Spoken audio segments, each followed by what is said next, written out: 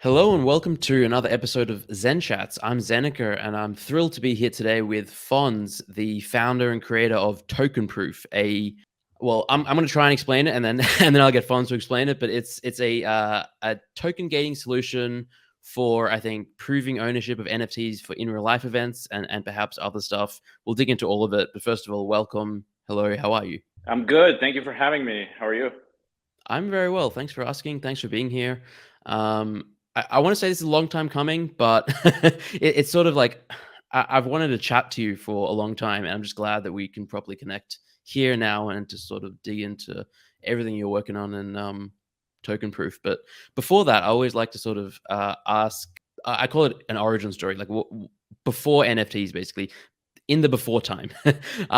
What did you do before this whole wild, wacky world of Web3, and sort of how did you find yourself in this space? Yeah, so I'm based out of Austin, but I'm originally from Mexico City, and I lived in Mexico City till I was 15 years old, and I'm 35 now, and I've been in technology my entire life. I think my dad bought me a PC back when I was like 7 years old, and I got addicted to Hmm. technology. I saw Web 1.0. I really couldn't participate in an entrepreneurial way. Obviously, I was 7, 8 years Yeah. old, but it's become my absolute passion in life. And I moved to Texas when I was 15, so I was in 2002. And back when I was in high school, everybody was getting jobs in Starbucks and Blockbuster and just the typical high school job. And I decided I wanted to go in a different direction, so I started a computer repair business. I was just basically going door to door and putting my phone number on the on a what do I call them, a door hanger, and Yeah. people started calling me, and so that's how I got through high school and some college. And eventually, one of my former customers, who was in the oil and gas business, called me, and he's like, "Hey, I need you to build a database because I'm doing this logistics operation with oil through the railroad, where he was moving oil in rail cars from Mexico to the U.S. He was doing everything in Excel sheets. This is probably Hmm. 2008, and he's like, "Can you build me a database so that we can, share the information?" Blah blah blah blah. And I was like, "Sure." I didn't know how to do it, but just gave it a Yeah. try. Figure it They out. liked what I developed, and I actually turned it into a business. It was a startup that was called Railtronics. I grew that business, and I sold it in 2017. I had a successful exit by a public oil field services company. So that was really interesting because I had never thought that I would sell a technology business. I was just doing it, for income, but Hmm. I never built it to sell it. And so once I did this, I went over to work at the company that bought the startup, and that was 3 years from 2017 to 2020. And in 2020, the pandemic hits, and I got connected with a group of ex Microsoft folks led by Paul Maritz. Paul used to run Microsoft in the 1990s. He was the third ranking officer at Microsoft, and then he became CEO at VMware. And I got connected with him and his group because they had the idea that eventually, as the vaccine came out, it would be a good idea for us to be able to prove that we got the vaccine or prove that Mm. we were COVID negative, in order to restart the world's economies and get back into sporting events and concerts and get back into airplanes. And obviously, that's all now known as vaccine passports. But they tapped me to be CEO and co-founder of this new company that built that technology. And so we were one of the earlier iterations of that technology.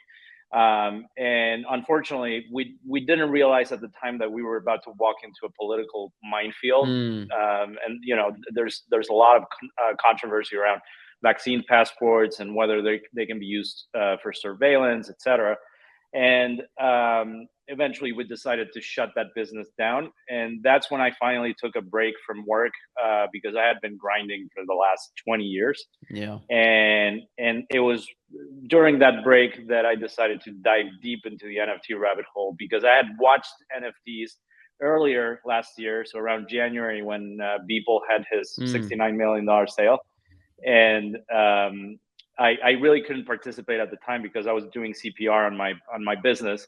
But now that we had shut it down, I was like, you know what? Let's see what these guys in the NFT community are doing. I've been here ever since.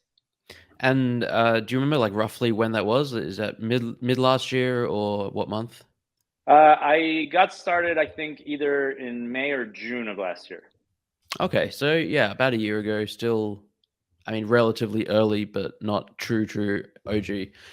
Yeah. And when you got started, was it with a view to sort of build in the space, create your own thing, or was it more of a No. fan, investor, collector? It was, so I've been a crypto investor just passively since 2017. Like a lot of people, I bought Bitcoin, I Mm, bought Ethereum, I bought some stupid coins, and yeah. uh, I think a lot of people have Yep. that same timeline around 2016, 2017. And I had ETH that was doing well, and I decided to put it to work. I was just curious. It was mainly out of Mm, curiosity because I kept being fascinated about the concept of NFTs, but I really wanted to get my hands dirty and actually play with them, and so that's when I got started in June. I didn't know what MetaMask was. I didn't hmm, know like how to transact very well because my holdings were in a ledger, mm, and they had been sitting there for years. And I got started with a project called Crypto Raiders, which I think is one of the earlier play to earn games right yeah. after Axie Infinity.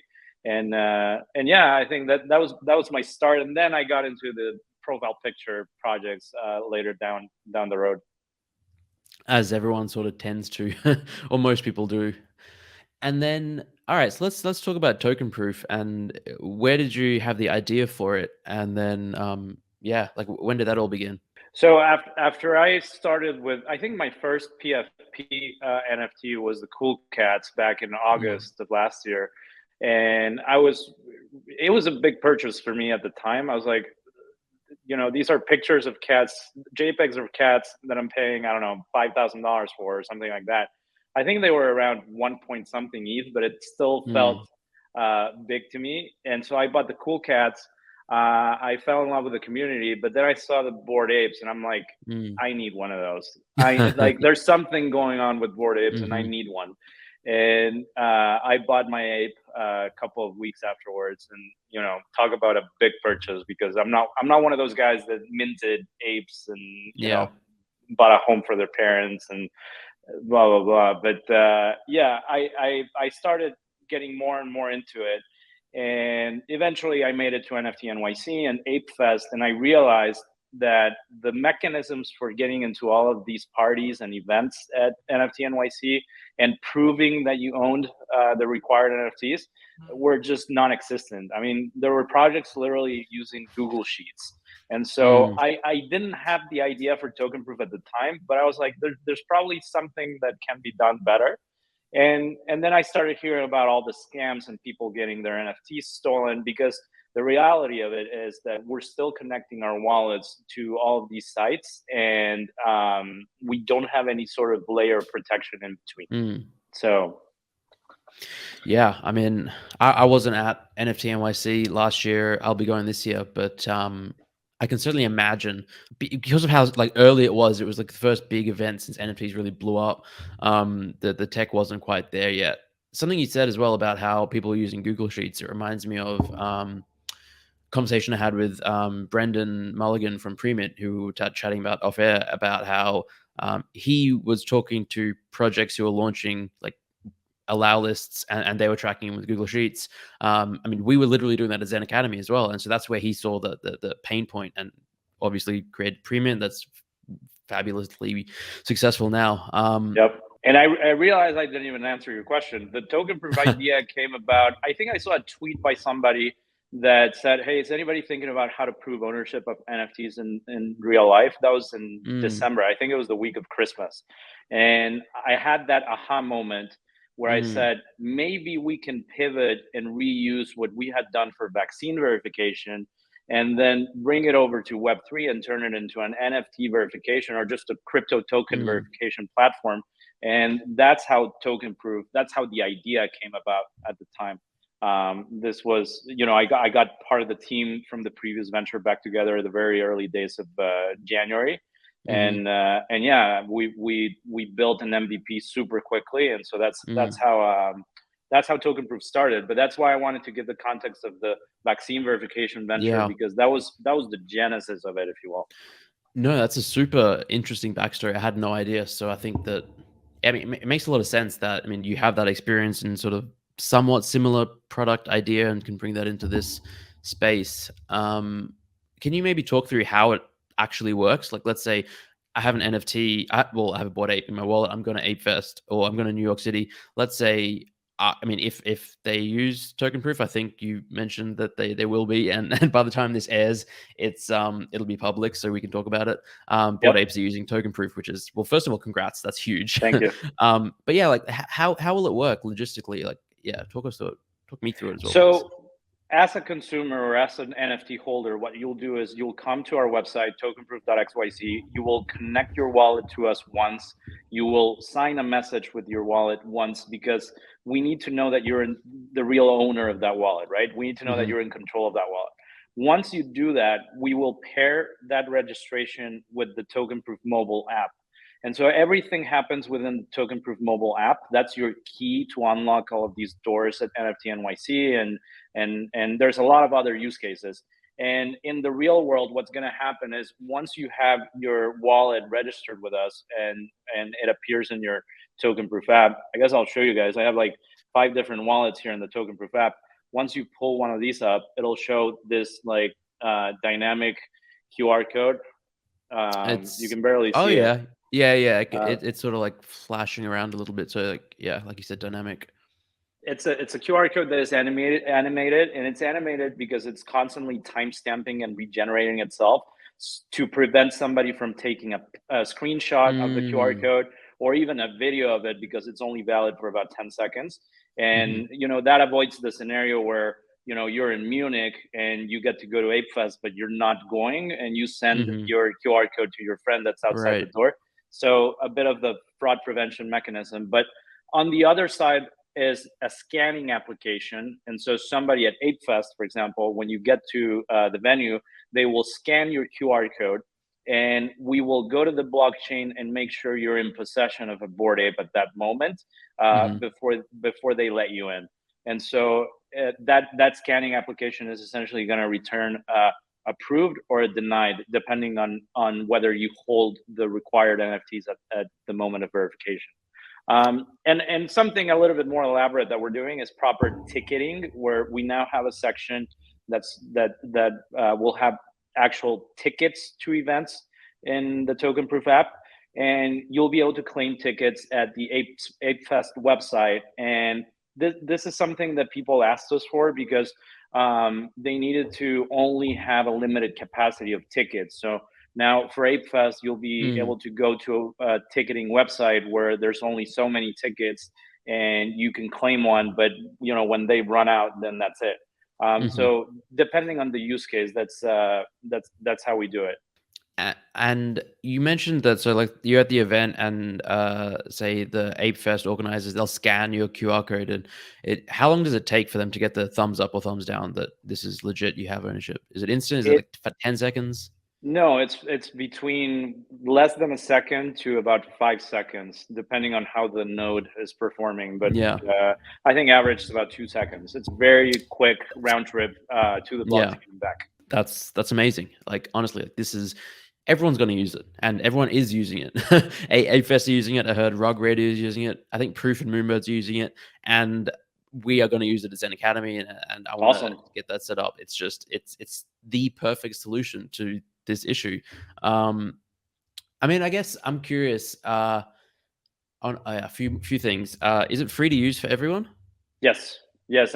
Eventually, we're going to monetize the event Mhm. hosts and the verifiers. I think it's natural that they would be the ones paying for this. Yeah. Right now, we're going for massive adoption, and what we want to optimize for that adoption. So Mhm. we're making it free to everybody, and we also want to learn more about how our product is used before we set a strict Mm. business model around it.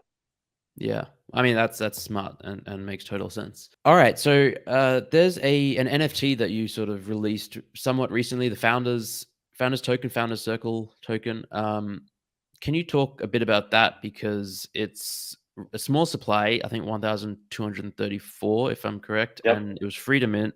What, I mean, yeah, if the service is free to use for everyone, what does the Founders Token what, do, if there is utility? Like, what's the purpose of it, basically? So originally, we thought we were going to monetize the consumer or the holders of NFTs, and so our original business model was one where we would sell a token proof on a subscription basis, and just like ENS, for example, where Mm, you would be able to pay for token proof as a holder on a yearly subscription. I think we were going to charge zero point zero 0.05 ETH per year, with the premise that this would allow you to secure your NFTs. And because I've talked a lot about IRL, but this mm, will also work online so that you can go through different token gates online and not have to expose your NFTs or other crypto tokens directly. Because I think where the puck is going is eventually the world is going to continue to tokenize, and you're going mm, to have a bunch of like e-commerce benefits where you're going to have to connect your wallet to an mm, e-commerce shop, and the more of these token gates that show up, the more risk we have of connecting our wallets yeah. directly and something going wrong. And so that's where the online portion of what we're doing is going to come into play. And so originally we were going to charge the zero point zero 0.05 ETH per year, and in order to bootstrap capital, we were going to sell a founder circle NFT that would Mm, sell for zero point 0.1 ETH, and it would give you lifetime access to token proof, yeah. right? And then eventually we switched things around and we were like, you know what, let's just make this free for everybody. But there were a lot of people in our community that were excited about the founder circle token, and this is our very early supporters in our Discord. And so what we said is, let's give them a token of our appreciation. Let's put out the NFT without really a link to payment for the service, because right now the Mm, service is going to be free, but we still want to reward them one way or another. So, for example, if you guys of ZenAcademy hosts an event and NYC, then we'll go to you and say, hey, can you maybe allocate 5 or 10 spots for our community, and we'll mm, raffle those or whitelist. And as we partner with more and more verifiers of tokens, we'll always ask if it's possible to allocate some sort of benefit to our community. And that's why we only limited that to our very early supporters or OGs. mhm, And we made it a free claim. yeah. It's been a little tricky, I'll tell you that, because especially I remember you bought a couple of tokens, and everybody was like, oh my god, Zeneca bought all these, and so people started buying and buying and buying. And Mm, even though it was a free claim, and we made it a free claim for a reason, is like right. there's no guarantee that we're going to have benefits, how Yeah. substantial they're going to be, how frequent they're going to be. But then there's somebody that maybe paid 1.5 ETH on secondary, and he's now expecting 1.5 ETH worth Mhm. of value. So it's a tricky Yeah. situation, but that's essentially what the founder circle token is. Yeah, I mean, it's you sort of touched on this really interesting dynamic that occurs in NFTs where the creator of a product or an NFT sells it at a certain price point or gives it out for free, but then the secondary market goes crazy and certain people buy in at much higher prices and have different expectations than the original buyers, and it's crazy. But I think you've been very clear about free mint and no specific or even explicit or anything expectations. Uh, but yeah, as you said, you might have utility or perks if you partner with projects. Have you, I guess, done anything or had any partnerships yet where projects are allocating something to the founders' tokens? Yeah, we've done a couple of giveaways for whitelist spots for new projects. Boring Security, which is an educational project, basically teaching security to NFT holders. They've been able to host a couple of classes just for our founder circle members, so that's been great. And as we go into NFT NYC, we want to ask all the projects if they can allocate some spots to our community. But somebody that has such a high demand like Ape Fest is not going to be able to do that. Yeah. And so it's really on a case by case basis. And like you said, I've been super clear. Sometimes I go into Discord and say, hey guys, if you're trying to make money out of this token, you better sell right now, because it's really not going to make you a millionaire by any means. Or nothing is guaranteed, and that's why we made it a free claim. But we love our community, and we love seeing people that are really passionate about what we're doing, and seeing them in Twitter recommending Tokenproof to other projects. And we really have a kick-ass community that we've been able to build outside of those individuals that are really buying the token for flipping, which is something I will never encourage. Yeah, no, I love that. All right, you mentioned earlier about how we'll be able to use it for online and security purposes, and I think they're both game changers, but this is a huge game changer. Everyone is going to want to use it, and it's solving like probably the biggest issue in the space right now.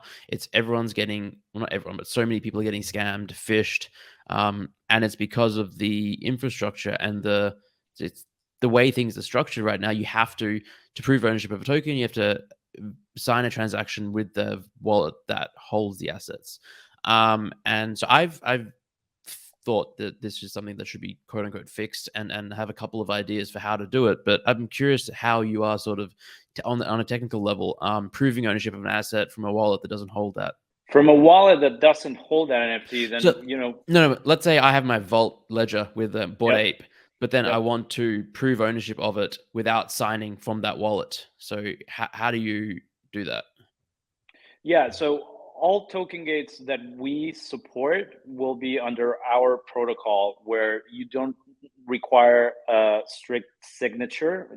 Basically, we're in essence like a notary, because we're asking you to sign with your wallet just once in front of us, and then we can certify, okay, Zeneca has signed a transaction in front of us. We know that it's his wallet. So whenever you go through a token gate using Tokenproof, we will vouch for you, and we will go to the blockchain and make sure that you have the necessary tokens, right?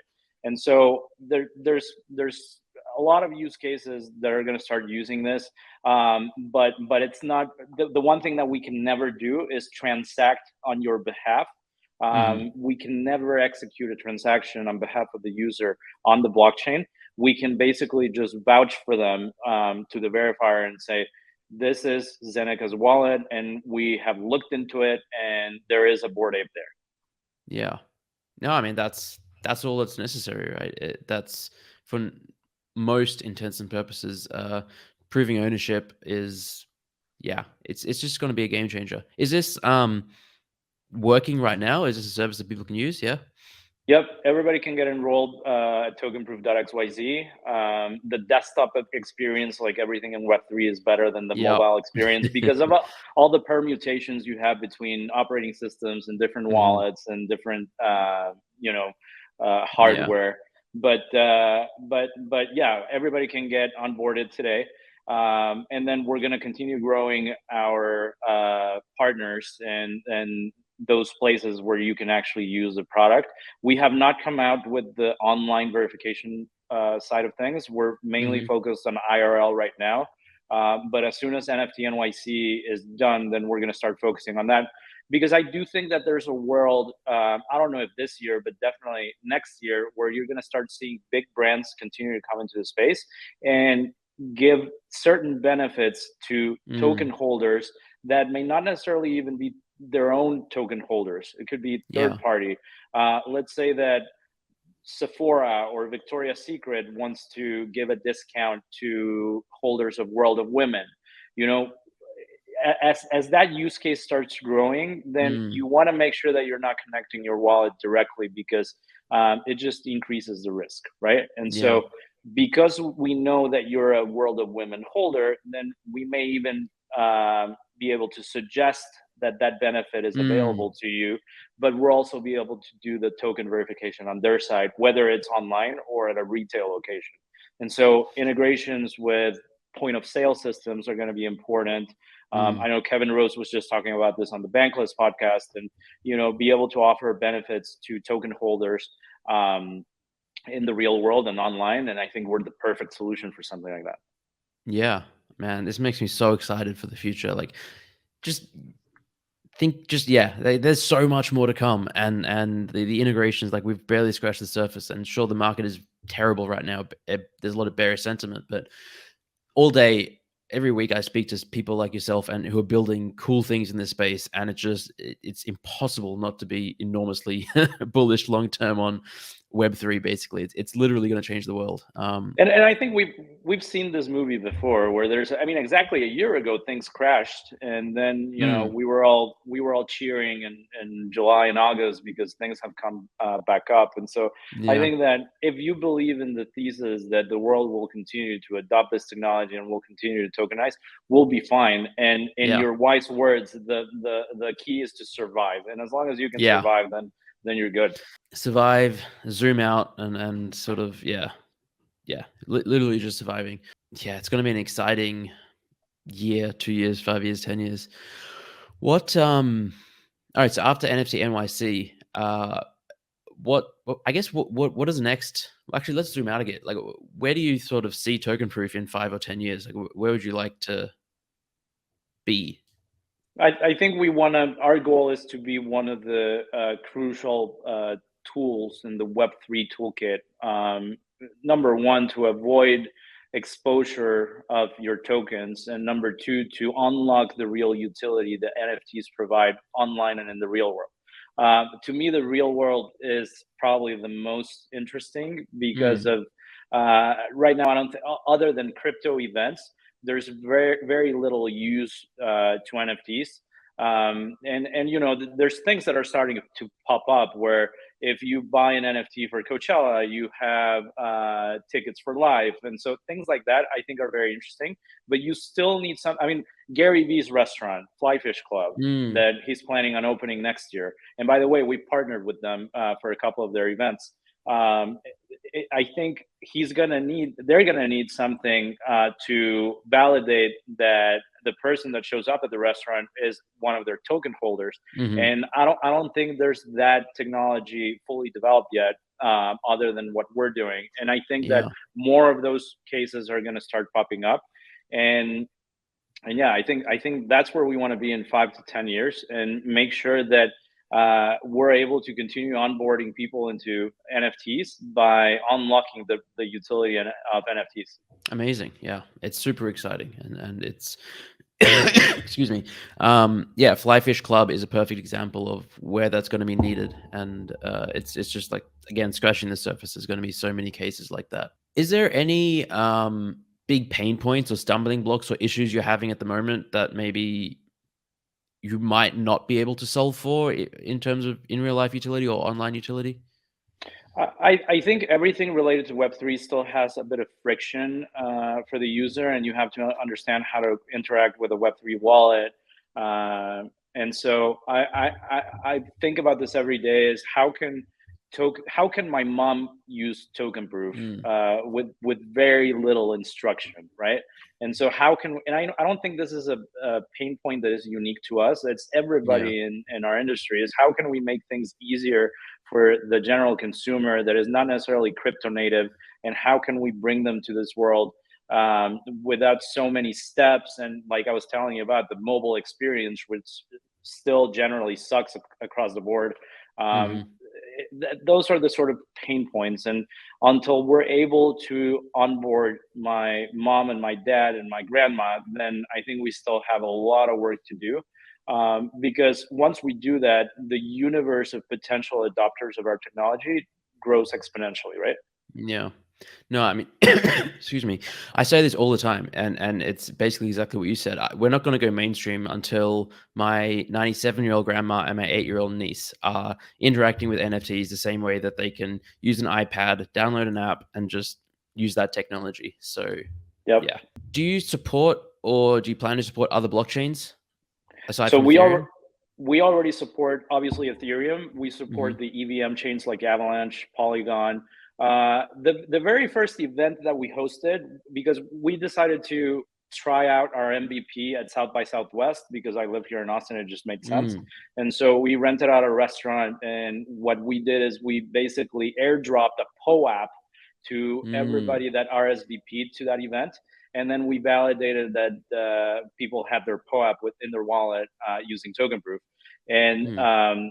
so we support the Gnosis chain that they use, and Mm. we have a big partnership with POAP, because something I forgot to mention is once you check into an event using Tokenproof, we have the ability to automatically issue a POAP for you without any other That's really steps, right? good.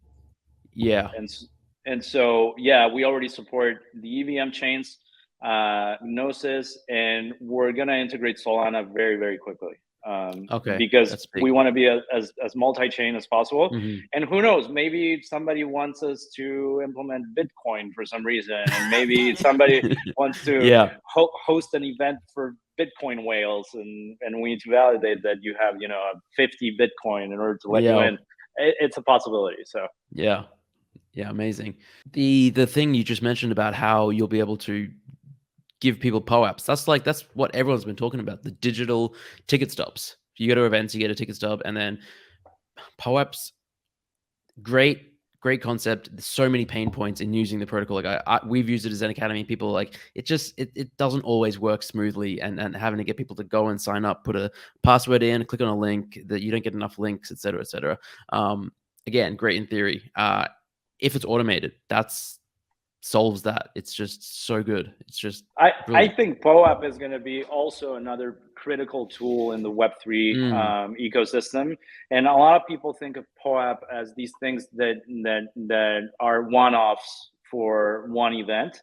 But Mm. think about the NBA, and as you go to, I don't know, 5 games of the Miami Heat, then you can get a POAP for each, and then you can start evaluating people on their loyalty Mm. to a particular set of events for one team, or maybe one artist, where you go to 5 or 6 of their concerts in their tour, and maybe Tokenproof is used to validate that somebody has gone through more than 5 concerts for that artist before they give them a benefit. I Yeah. think POAP, and we have a great relationship with POAP.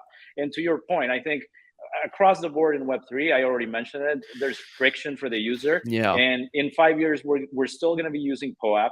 And we're going to think to ourselves, remember 2022 and 2021, where you had to like Yeah. drop a bunch of links and or QR codes. And yeah, Yeah. the space is going to look very, very different in a couple of years. Yeah. We're already seeing that with, excuse me.